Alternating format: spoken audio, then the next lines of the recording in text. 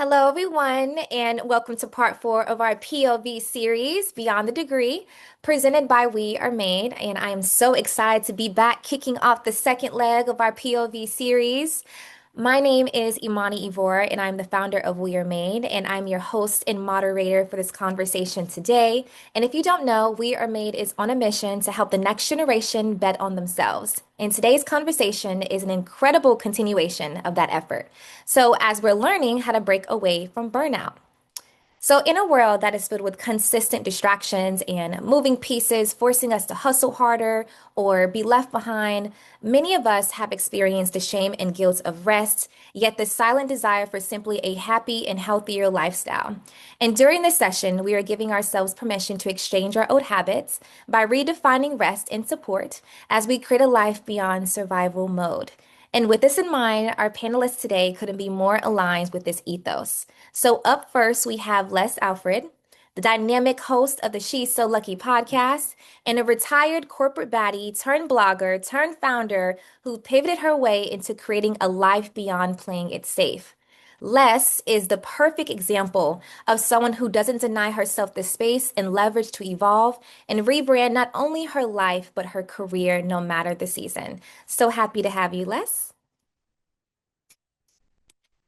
Next up, we have Etienne Maurice, actor and founder of the wellness nonprofit WalkGood LA. He's no stranger to starting movements that hold space for people who reconnect and be true to their authentic and vulnerable selves and use it as a form of strength.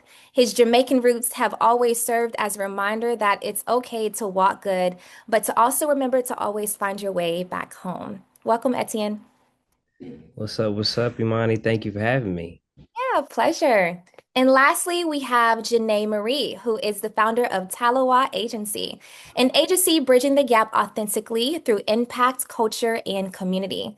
After a successful career at TikTok, leading DEI initiatives into the mainstream, Janay has shifted her focus to highlighting the creatives behind the scenes and elevating creators to the forefront of the music industry. Welcome, Janay. Hi, thank you so much for having me. Good evening. Awesome. So we have such an amazing lineup today, and I'm so excited for us to dive into breaking away from burnout. And I'm excited for the audience to gain something. So are you guys ready? Thumbs up. All right, cool. All right, so we're going to start with the question that we always like to start here since we are going beyond the degree. What were your original career aspirations before you actually got into the careers that you guys are in right now? Les, I'm going to start with you. So what's funny is that my current career is more aligned with what my aspirations were, but I got a little off track for a minute there. When I was younger, I was very interested in storytelling. I was very interested in journalism. I wanted to be a broadcaster. When I was in college, I didn't really get a lot of opportunities to do that. And so shortly after college, I pivoted and was a corporate baddie, as you said, working in finance. But a lot of the work that I've been doing has been to get back to what I originally wanted to do. All right. Okay, so you're in alignment. You found your way back. Janae, Yeah. what about you? This is so ironic. I wanted to be an actor when I was little. I wanted to get into acting and telly. So it's very different to what I what I initially wanted to do. But in a way it kind of worked itself out. I'm sure as we're carrying on with the webinar, I'll be able to talk about my journey in terms of how I went from the forefront to behind the scenes. But that's what I wanted to do, and it's categorically nothing near to what it was. But yeah, that was what I wanted to do when I was younger. Well, the good thing is you figured it out. I love that. Etienne, bring us home. Well, for me, I was always going to be an actor and a filmmaker. And when I built Walk Good during COVID, I actually essentially just stepped away and walked away from acting and film because during that time, no films and TV shows were made, and there was no way for me to actually make money. And so while I was able to really invest my time and my efforts in building the community, it gave me the inspiration to build back my roots as a creative, as a filmmaker, as an actor. And now I've starred in two Christmas movies on HBO Max, and building my career back as an actor. So I always tell people, like, if I didn't start Walk Good and if I wasn't of service to my community, I don't think I would have been brought back to be an actor and a filmmaker. But yoga and wellness is what brought me back to my purpose. I love that. I love, oh, and congratulations, by the way. Thank you, Congratulations. thank you, thank you. I love that everyone started out either aligned or figured it out and got back on their path, or they already knew what they were doing and then shifted nonetheless, right? So I love to start with that question because I think when people first enter college, they have this assumption like, hey, whatever you start with is how you have to end. But I tell so many students, so many young adults that your idea about your life will change. You will change, your seasons will change. But no matter what, kind of like what Walk Good stands for, you'll find your way back home. Don't worry about it. We've all been there. But of course, it's easy for us to say because we've had experience by now. But today is all about breaking away from burnout. And we're at the top of the year, so all of us can really use the advice that's going to be talked about today. So we're going to start here. Sometimes wellness can seem a little bit distraught, can seem like too much effort. You're looking online, people are working out, they're going to Pilates, they're going to these classes, and a lot of people don't know where to start or how to make it unattainable or attainable, excuse me, for themselves. So, what are some misconceptions that you guys notice about wellness that the community may not even be aware that are misconceptions? Etienne, I'm going to start with you because in doing my research about you, at one point you thought that wellness was only for white people. That is very true. And before I even continue, I have to begin by saying I got my yoga certification with Les. She was in my class and she was in my cohort. So like Les, I consider a very good dear friend of mine and somebody who I'm always inspired by. From when we started out together to even now with the platform that she's building. So she's someone who I'm always in her corner. And when I'm in spaces like this with her, it's like a reminder that like we're on the right track and we're doing exactly what we're supposed to do. But to answer your question, I think there's a misconception about those who are in wellness is that Black and brown folks aren't really involved or invested in that space when that is the farthest thing from true. Two is that we have it all figured out. And I think that was the biggest thing that kind of gave me anxiety when stepping into uh, our teacher training was that, oh man, I got to know all the postures. I got to know all the asanas. It's been how long has it been now? Les? It's been That like was three like years, 5 years ago. 3, 4 years. And I Yeah. still ain't got all the asanas and all the postures in my brain. And I think that just goes to show you that we're human beings Yeah. and you have to make your practice your practice. It's nobody else's but your own. But you can take things that inspire you and that you believe in your practice. That's why, you know, what I do is very different when it comes to, opening up people's idea of vulnerability and what strength looks like, especially amongst men. Many Yeah. might believe that like yoga is a feminine practice or that it's not masculine enough and that it shows too much your soft side. But how I introduce men to the practice is no, your vulnerability is your strength. And you'll learn so much more about yourself when you're able to take those moments to breathe and move. And when you find that balance, you won't believe the amazing things that will open up in your life, just like this practice has opened up mine. I love that. I think that people do definitely have the misconception that it's only for one gender, and then they're introduced to it. They just need the right person to take their first step and lead them into the experience. And I'm so happy that your brand is available to them so they can actually see themselves in the spaces reflected fully. Yeah. Let's, And then also like even to your point when I had spoken to someone about thinking yoga was only for white people, the we got our yoga certification in South Central from Black folks. like you know oh, Yeah. so Yeah. that's also like a general misconception that like Black folks even don't hold space to offer these teacher trainings. And now WalkGood, we're about to start doing our teacher training as well. So yeah. yes. Look at all the good things that came from the class, guys. Congratulations. Thank you. Les, what about you? Yeah, I mean, Etienne, I feel like covered so many things, and thank you so much for the kind words. Always so proud of you, Etienne.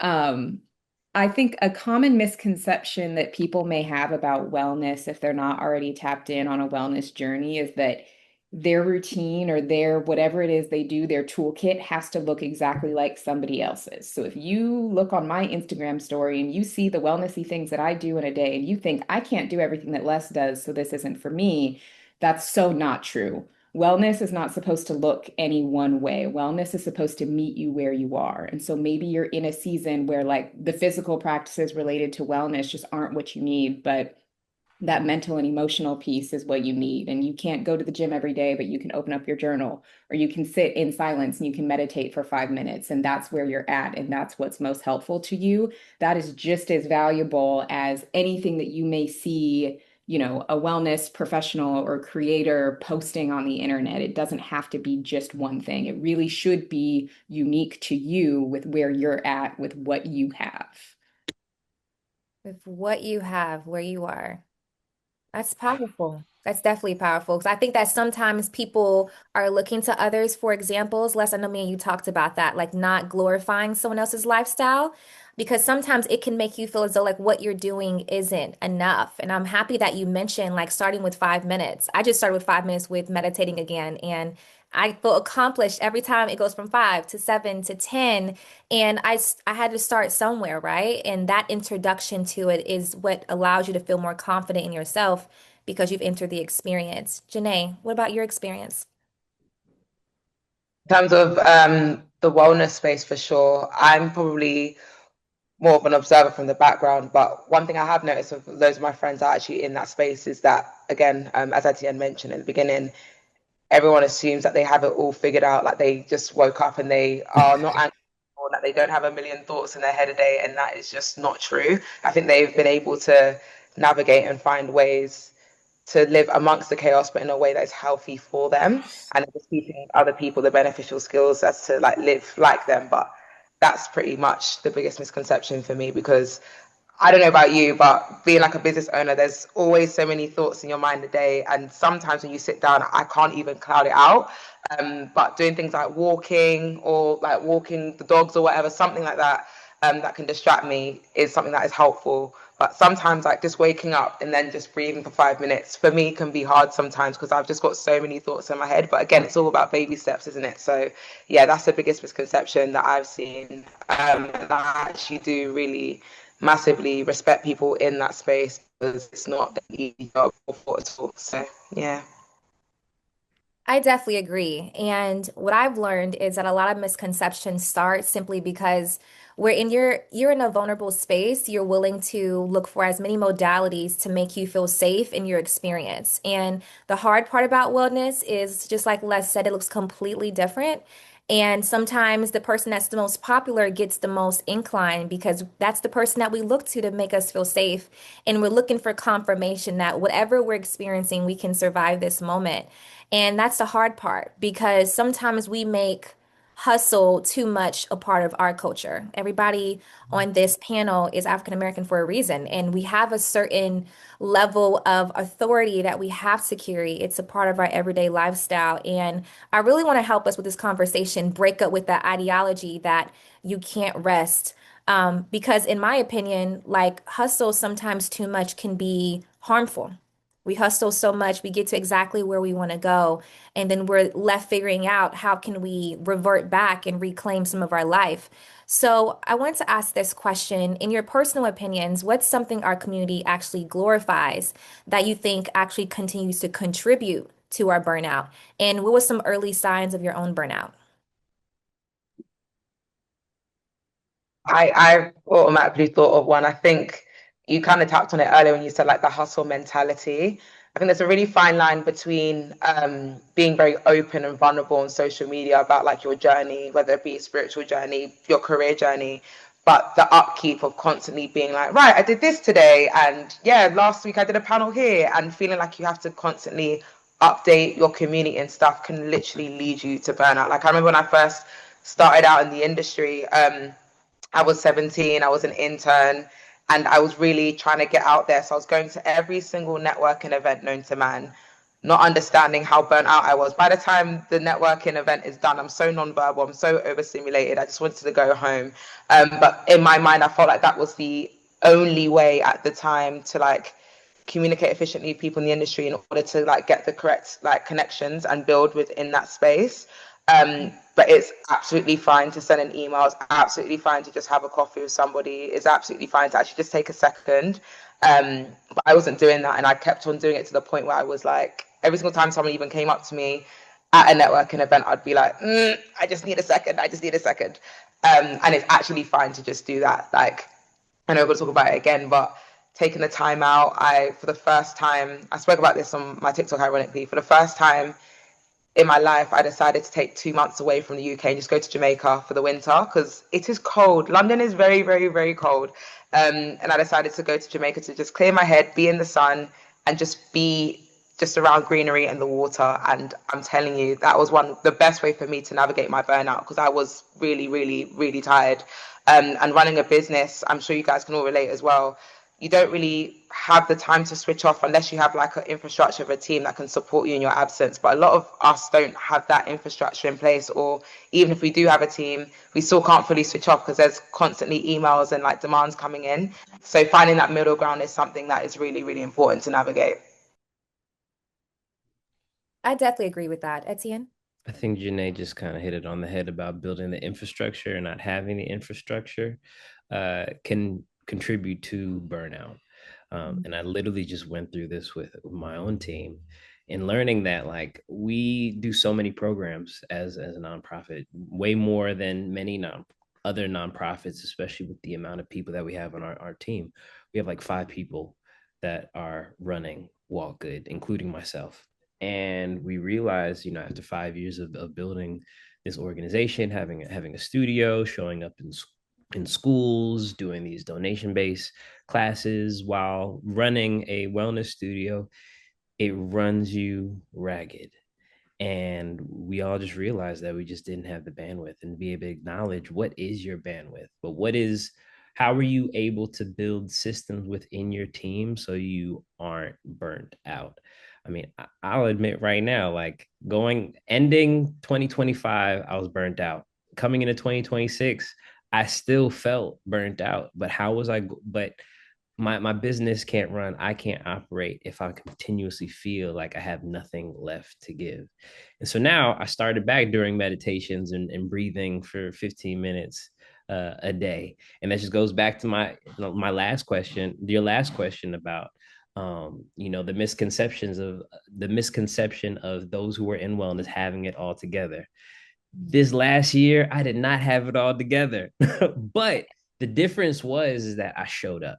And a lot of people who feel like they don't have the capacity, some people might not even show up. And I think you expand your capacity. And I reflect this even in my breathwork practice, is it gives me the capacity to breathe. It gives me the capacity. And I learned that I can expand my capacity when A, I'm able to show up, and B, I'm disciplined enough to continue the practice. And then third is to show up enough to be willing to build the infrastructure so that you and your team aren't burnt out as you are trying to build community, build business, but most importantly, yourself. Yeah. Les, what about you? Yeah, oh my gosh. I feel like Janay and Etienne covered so much that was so great already. Recently, I have just been in a season where work has required a lot of me. I have a lot of really audacious goals, and I'm finding myself really needing to rise to the occasion to meet them. But my most recent approach has really been, even though I'm going pretty hard with work, I also have to go pretty hard with rest. I have to go equally as hard with the rest to be able to do the work.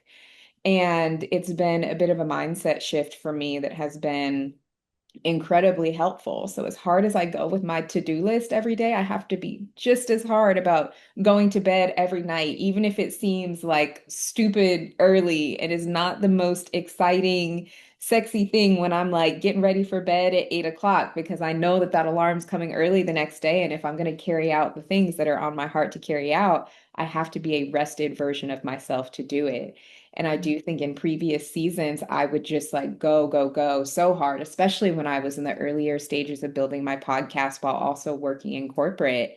And a few years ago, I really reached a breaking point where it was like I just couldn't do both anymore. And I did have to take a break. And similar to Janay, I ended up like traveling for a bit, and I ended up having this whole little like eat, pray, love moment, which was like really beautiful. But then I had to come back and make a plan for what my exit strategy was going to be. And I did end up being able to leave corporate a few months later to work for myself full time after executing that plan. But I feel like we often have to take those moments of pause to figure out what comes next. You can't figure out what's next if you're so busy being occupied with what you're currently doing. And learning how to embrace those pauses and see the pauses as part of the process has been a really big learning for me.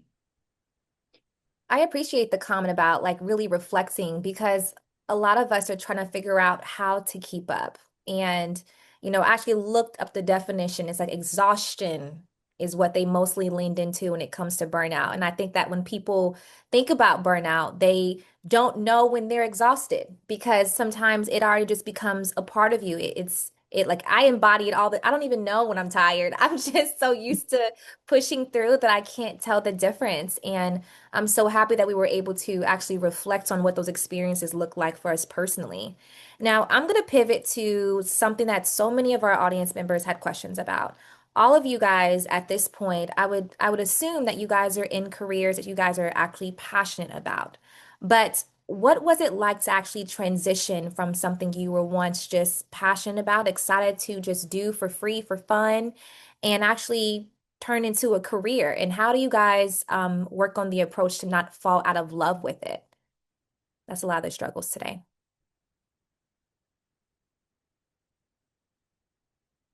I think with any work, you're not going to love it all the time. Even if you create it, even if you think it's a dream job, you don't love all aspects of it all the time. I think it can be easier to stick with it if there is a strong connection to your why. But I think it's unrealistic to think that you're going to love everything about work all the time. And if that's the expectation, you're probably setting yourself up for a lot of disappointment there. And so I think really understanding that sometimes work, even if it's towards something important to you, it's still going to feel like work. I know that when I was in corporate, now this is not advice. Don't get fired and then say Les didn't tell you to do nothing. This is what Les did, but not advice. But like I was not a great corporate employee because I knew that I was building my thing on the side. So I did just enough to do what I needed to do to like keep the paycheck coming. But all of my real strategy, creative energy was going towards my stuff. And I knew how to do just enough. I don't think I would have been able to get to where I am today if I was super mentally and emotionally invested in my job. I really just had to be there to do the things and then really put my energy towards the stuff that mattered to me. Again, not career advice. Don't get fired and say Les told you to do it because I didn't. But it's about really knowing how to allocate your energy and knowing how to do just enough to keep things going while you work on what you're passionate about. Right. I love that advice. Disclaimer, guys, don't quit, please.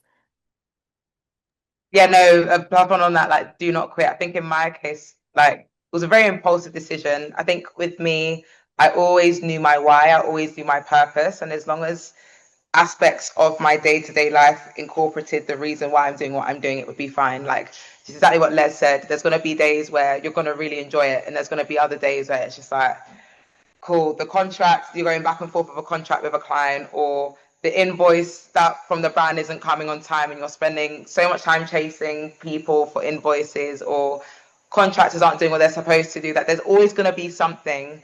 But because I know my why and because I understand the importance of doing this in the first place, that it's that keeps me going. But yeah, it wasn't something, I guess in like Les's case, she had like a plan. In my case, I did not think when I was at TikTok that I was going to eventually leave and start my own agency. It just happened. Like, it was a very impulsive decision. It was a very, I don't know what I'm doing, but I'm going to try anyway. And it just happened to work out.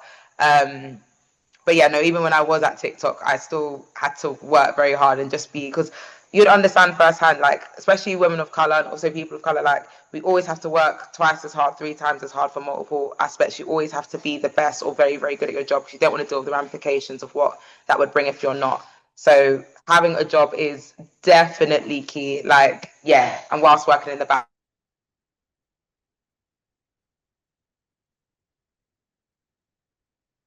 All right, Etienne, you want to go while she's finding her service again? Oh, no worries. No, it's interesting. I was thinking on the question, and I had to really think hard. Like, I didn't have a corporate job. I didn't have. I've been really blessed to always use my own skills to make a living for myself. And that was filming and editing. Like, I was vlogging and doing those recap BTS videos for brands and music artists. And that always kept me afloat.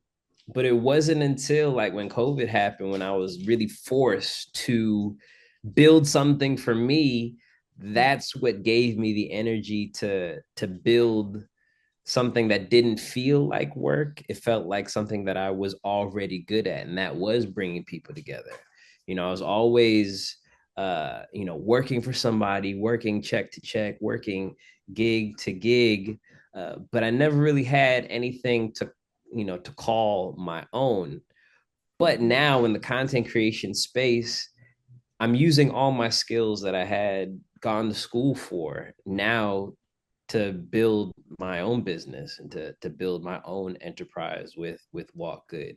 And I say all that to say is, like, really focus on what you're good at. What is something that you can do in your sleep, and use that to monetize and build the thing that nobody can take away from you. Like, Right. what can you offer this world that literally nobody else can say that they can do what you do?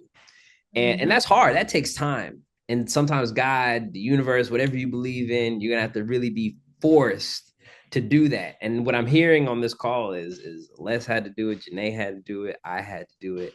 And everybody that's watching us right now, you're going to be forced into a space in your life where you have no other option but fight for you. And when that happens, you're gonna know. Like, we can't tell you when it's gonna happen. Like, you have to really know within your spirit that you're gonna be pushed into spaces that are gonna feel really uncomfortable, but know that you're prepared and you're ready for it. That's really amazing advice. And I'm so jealous that you never worked for corporate. But I mean, Yeah. if it works out for you, And I tried. I really did. I applied. I never oh, got hired. oh But no. I think, but that's another blessing that I have. Like, I've had the luxury of being able to do that. No, nobody, not too many people I know can say that. But I'm blessed that it has gotten me this far.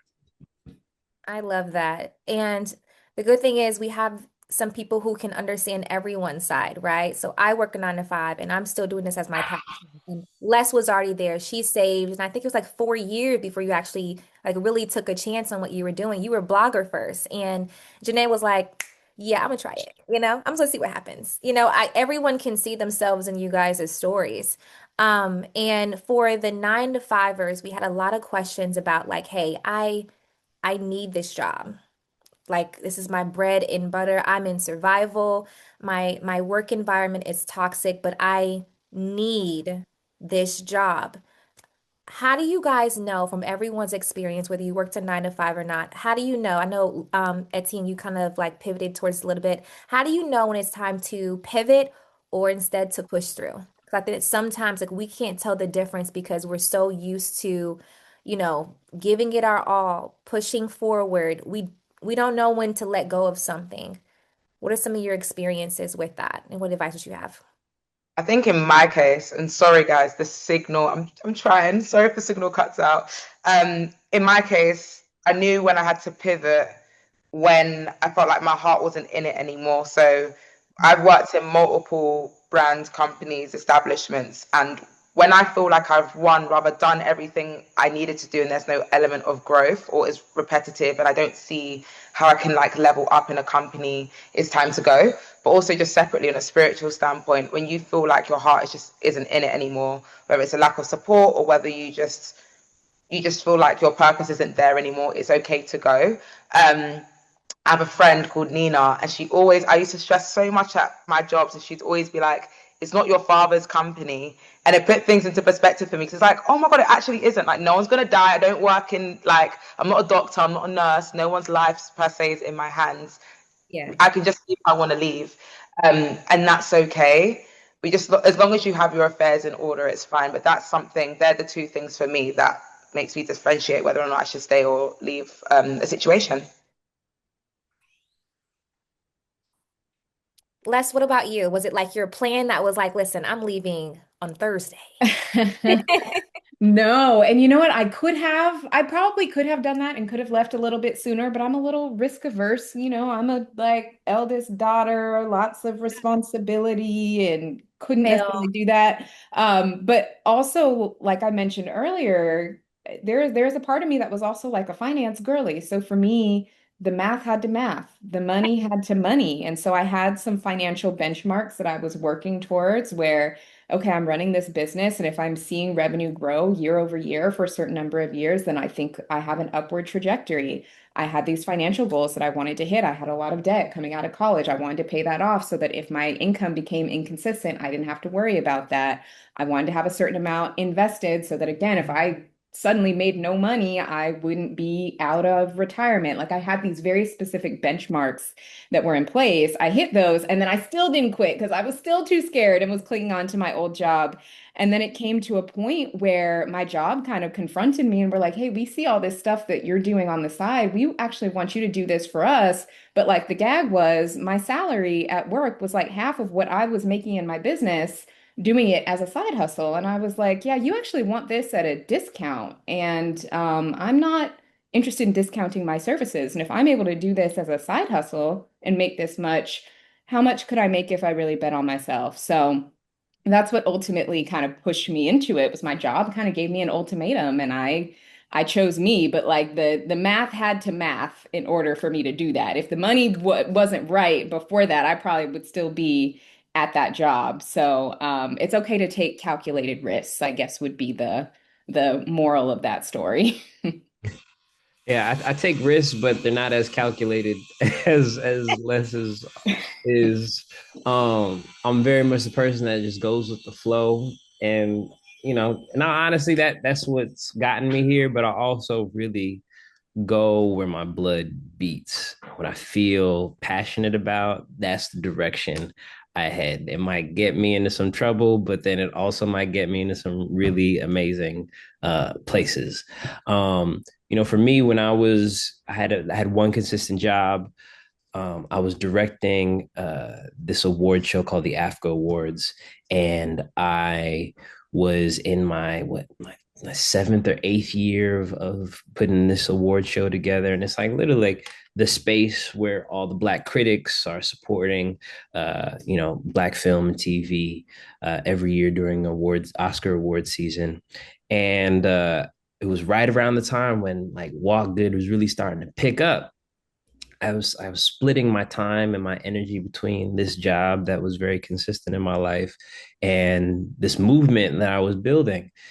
And it was one day where, my boss at the time was like, "Yo, man, this I don't think this is gonna work out." And I was devastated. And it was really done in a real shitty way. And I was like, how am I going to, figure out, my next thing? How am I going to make a living now that I had like this one job that I knew I could bank on? Like, what am I going to do?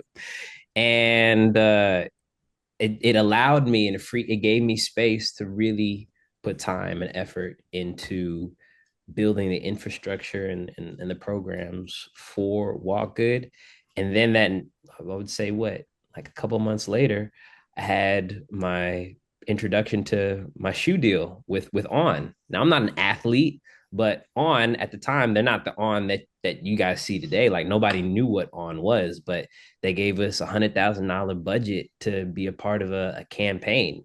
And now that company has now supported WalkGood in like the last 5 years and has helped us continue our movement and build our movement.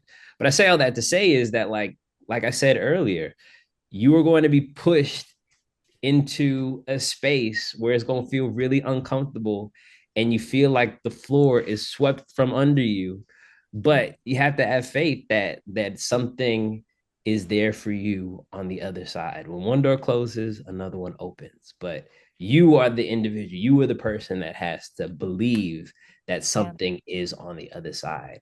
I was watching funny enough, I was actually watching Les's TikTok or one of Oh, her posts. You know, oh, if you follow Les, you'll be inspired by one Yes. video at least a week. oh, thank you. Thank And you. she posted something the other day that I cannot stop thinking about. And she was like, "You got to have that dog in you." I knew it was going to be that video. Said that. I said, oh yeah, You have to have that dog in you, yeah, and you have to have that dog in you if you want to succeed. Yeah. yeah. And you're gonna have to be pushed to have that dog spirit because that you will never be led astray. I love that. Yeah, I knew he was talking about that video. I When knew. I I had saw a it, feeling. I was like, do I still have the dog in me? I had to check myself because she was like, "Listen, you gotta have it," and she made me convince myself that I need to get back on it, right? Because you ain't got the dog anymore. You know what I mean? Yeah, Les has incredibly powerful, motivating, more than she would ever imagine posts all the time. You guys should definitely check that out. I love a creative person that's like, this thing happened and yet, it still worked out. And I think that is it's hard because it's faith. Faith, I always say in my Bible study group, it is evidence of the unknown and the unseen. And my life, everyone's life, no matter what experience you go through, if you really pay attention, every experience is a receipt. That's the way I see it. When I'm having a hard day, I like, okay, where the receipts at? Like I need something to like ground me and remind me if God could take me from there, oh, I know he can take me here. Whatever that looks like for you in your personal life. And as we wrap things up, we have about two more questions. I think it's really important to discuss everyone feels as though when they get to the episode of burnout, they have to do it by themselves. No one ever talks about the elements of community and how, reaching for a therapist, reaching for a friend, because a lot of the times, like when you're going through something and life gets hard, we isolate.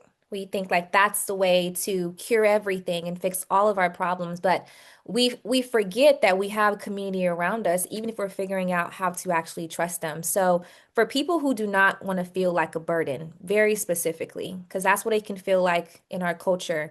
You don't want to give them too much because what will they do with it? Could they hold space for you in the same way?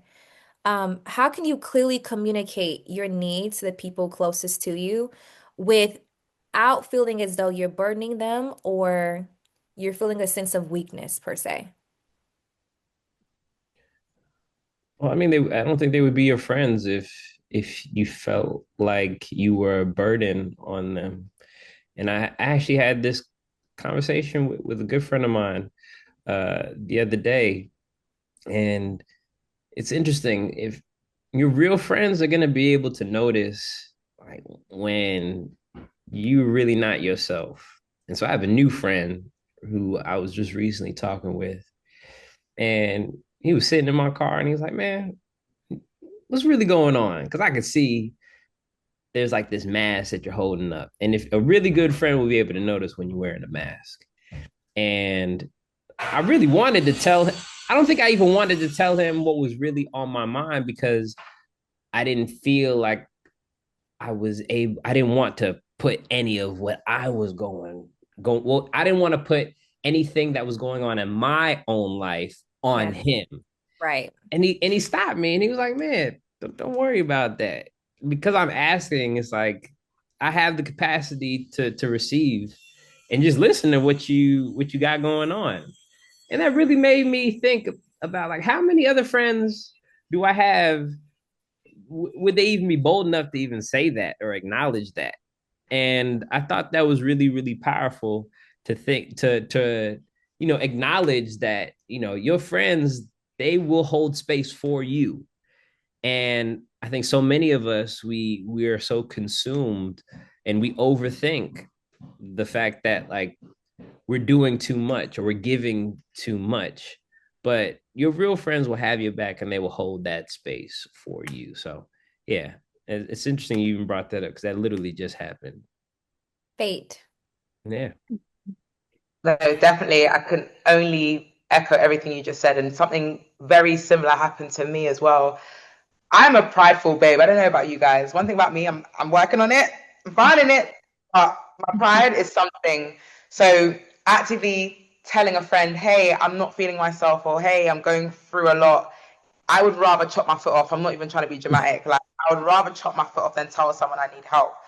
But my community won't be who they are if they weren't my community. Like I remember one time I literally just disappeared. I didn't even say anything. And my girl rolled up to my house with flowers, popcorn, was like, we're watching a film today because she just knew I needed the company. Like sometimes all you need is that.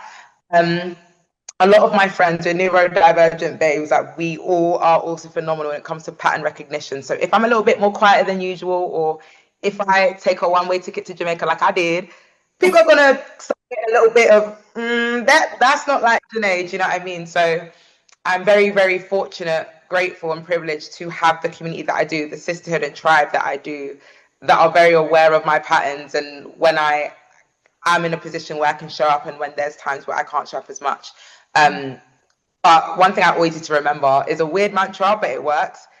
I always say, no one could come and hurt me. No one could come and beat me up. Like, if I ask for help, the worst that someone could say to me is no, or that they don't have the capacity. Nothing, no one's going to die. Nothing's going to hurt me more than that. Do you know what I mean? And being vulnerable, you said earlier, Etienne, like being vulnerable is your strength. And I'm still practicing it. I'm still finding it. But that's also very important too. Relying on your community and relying on your tribe, because they definitely held me down last year. I don't know what it was about 2025, boy, but they definitely held me down last year. Yeah, I think it's important to think about it if it were the other way around. You know, if your friend came to you and was like, "Hey, I am burnt out or I am so stressed. Can we just hang for a little bit?" You probably wouldn't think that they're a burden. So why would they think that of you, you know? They would probably be excited to be there for you. I had an experience last year where I asked a friend with for help with something that in reality was like a very small thing, but again, having a hard time asking for help. I was texting like, "Can you help me?" Like freaked out that she was gonna, I don't know what I thought she was gonna say. And she responded and was like, "Of course, I would be so happy to help you. Thank you so much for asking me for help." And there was something about that response that like healed something in me, that when people truly care about you, the same way you would want to help them, they want to help you in the same way. And you deserve that just as much as you give to other people. Oh, I feel all the feels. Uh, we're gonna bring it home before our rapid fire, talking about rest. Rest can sometimes make you feel as though you're falling behind. If you take too much time off, how much further will everyone be? If you take too much time off, will they forget about you? I got so many questions about FOMO and I will lose that job. I won't get that, promotion. It's so many different things that people are experiencing because they're tired and they can't take a break. And I want to release some of that sense of stereotype. So, what did rest look like for you before burnout? And how has your definition changed since then? You can talk about from your early 20s to now. You can talk about 2025. Whatever that looked like for you, how has your definition changed over time? What does rest look like? I think for me, rest has really been consistent. I don't think it's really changed, and that's really spending time with my family. For those who are unfamiliar with Walk Good is actually a Jamaican euphemism. It means to take care of yourself, be good to others. Most likely, Janae's auntie and uncle or grandma or grandpa probably told her to walk good, which is what my grandmother would tell me, and she would always remind me to walk good. And so, really, walk good didn't it was more than a brand. It was really a reminder of my legacy and my family, and so I really value family. um you know, even as a married man, I value the time that I spend with my wife. I value the time I spend with my sister, my cousin, and my mom, and my father, because those are those moments that we have to cherish. And if you could find rest in those moments with family, it's always going to empower you and push you to be the better version of yourself. Yeah. Uh, because your family, they're the ones that lift you up. For me personally, my family saved my life. And I always find new inspiration whenever I spend time with them, because it reminds me that, all the other stuff that's happening in the world really doesn't matter. But when you're with your family, those are the ones who love you unconditionally. If you're blessed to have a family as loving and as compassionate and as caring as mine is, then that's just a reminder that we're blessed.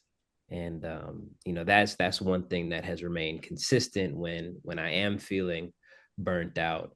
I know if I spend like even 30 minutes to an hour with my mom, I know I feel better about any circumstance that I might have.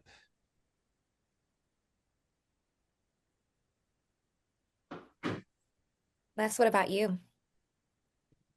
I think it's important to remember that even though we treat it as optional, rest truly isn't.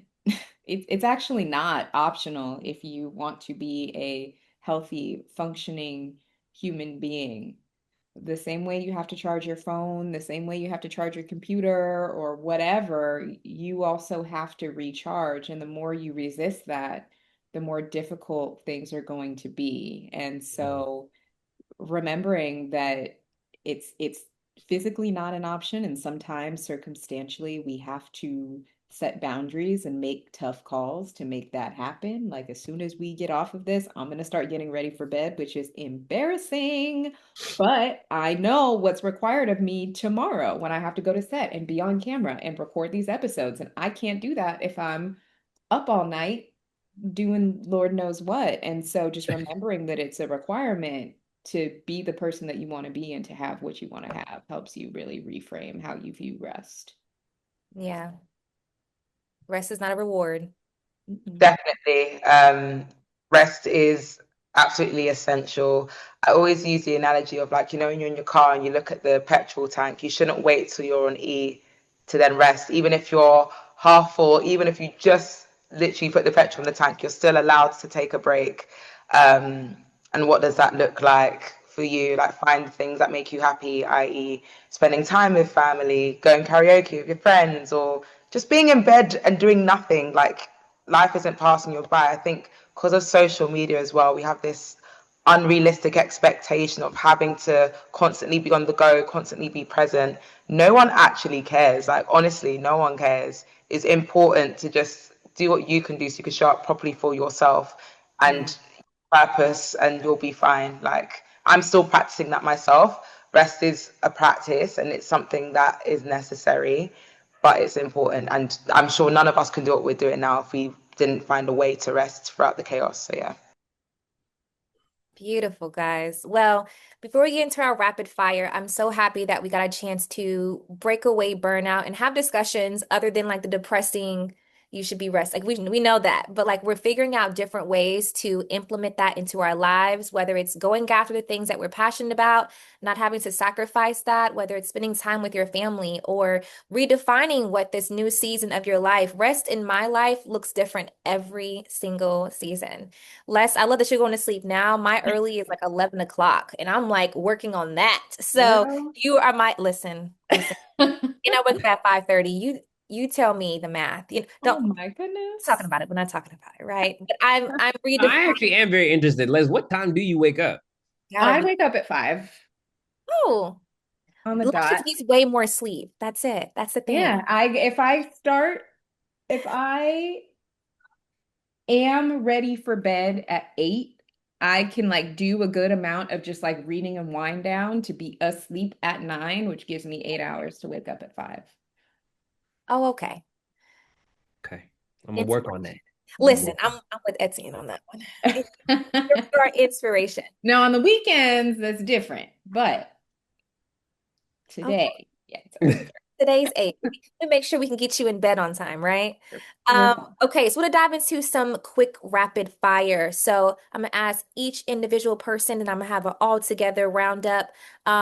Few words or less. This is dedicated to people who are either starting out or starting over. So getting into their jobs, figuring out what to do next. They really need your support, whether you're a 9 to 5 or a creative badass. We're gonna give them the best advice we can today. So Les, who was previously in aerospace finance. Could you guys imagine? Oh, What a sexy name, right? How do you develop a plan to start over?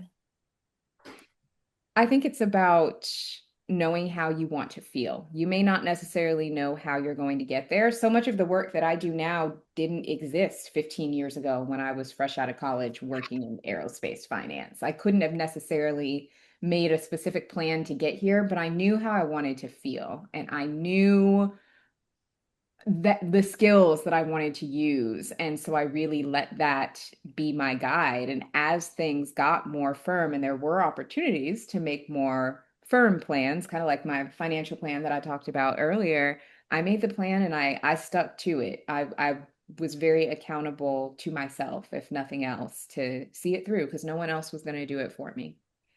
Period. All right, Janay, how can you get the attention of recruiters to let them know that you're ready for that next step, even though it's a different title? honestly, I know this sounds so cliche, but LinkedIn has been my best friend. Like, Yeah. I thought it was just this place where people would just, oh, hey, been promoted. Hey, I've been at this company for 3 years. No, I use it like TikTok. I upload videos, I upload pictures. It's mad. The biggest amount of impressions that I got on LinkedIn, I spoke about Vibes Cartel, and I don't know how, I don't know why. I got over 20,000 impressions, and so many recruiters were messaging me about cultural marketing. I promise you, LinkedIn's your best friend. Like, that's one thing that helped me completely in terms of getting new clientele for my business, recruiters, marketing, and even finding culturally like relevant marketers to work with as well. Random, but yeah. No, girl, spit that. And we are not sponsored, but LinkedIn, hey, if you're listening, you know. Etienne, what are the signs we should look for within ourselves that signal that this is the right direction for us? Literally, it's that like I said earlier, it's that thing that sparks light inside you, and you'll know because it's gonna make you feel good. You're gonna feel like you're going in the right direction.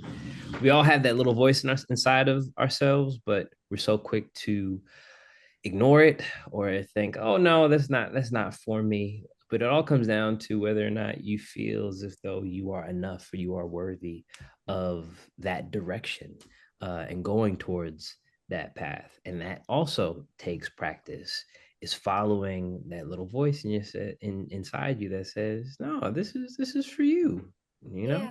But you will know. So trust yourself. Trust in yourself. And that sounds cliche as well, but Oh, but it's a it's God true. honest truth. It really is. Like, there's so many things. Like, I look at my life like a full circle moment. There's so many instances where like I always felt like I messed up that opportunity. But like Yeah. later down the line, like a year later, that opportunity will always reveal itself, and it will be a reminder. I was like, oh, that was supposed to happen. That's what led me here in the first place. But that's that little voice inside my head that told me, probably not the way for you to go. I love it. All right, combo, Les and Janae, how do you build the confidence to leave your job that just isn't working? Les, I know you made your plan. Any other advice? I think it's important to know that like you are a valuable asset and that you deserve to be in a workplace that values you, that challenges you, and that gives you the experience that you want to have and grow into. And while it's great to move from a space of gratitude, don't be in such a place where you only feel like you're lucky to be there. You might be lucky to be there, but they're also lucky to have you and keep Hmm. that energy everywhere you go. No, 100%. Like, you are the prize. It's so weird to think of yourself in that way. Actually, the prize. My bad. That's my dog. You were saying something. Now I was saying you're the prize. Like, it's hard for me to put into perspective of, oh my God, like why did TikTok hire me? Why did Sony Music hire me or whatever? But there was clearly something that was an asset to the company and an asset that I possess within myself that I can take and bring wherever I go.